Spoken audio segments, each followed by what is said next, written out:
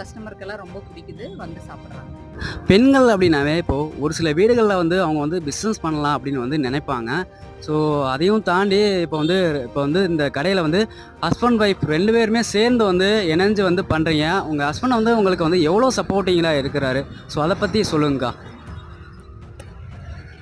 First வந்து அவரும் இதே மாரி வேண்டான்னு தான் சொன்னாரு.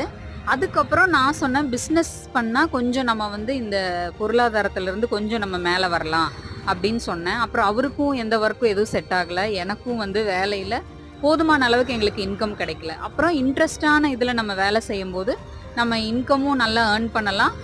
நம்ம புடிச்ச வேலையும் செய்யலாம் அப்படின்னு சொல்லி சொன்னேன். அப்புறம் அவரும் வந்து ஓகே சொல்லிட்டாரு. அப்புறம் ஒரு நாள் நானே சர்ப்ரைஸா எல்லாமே செஞ்சு வச்சிருந்தேன். அவரும் ஒண்ணும் சொல்லல. சரி போலாம். உன்னோட இதுக்கே நம்மளும் போய் பண்ணலாம் அப்படின்னு சொல்லி ஆரம்பிச்சோம். இப்ப வந்து அவரு ஃபுல் அண்ட் ஃபுல்லா எனக்கு சப்போர்ட்டிவா இருக்காரு. நான் முடிக்கிறதுக்குள்ள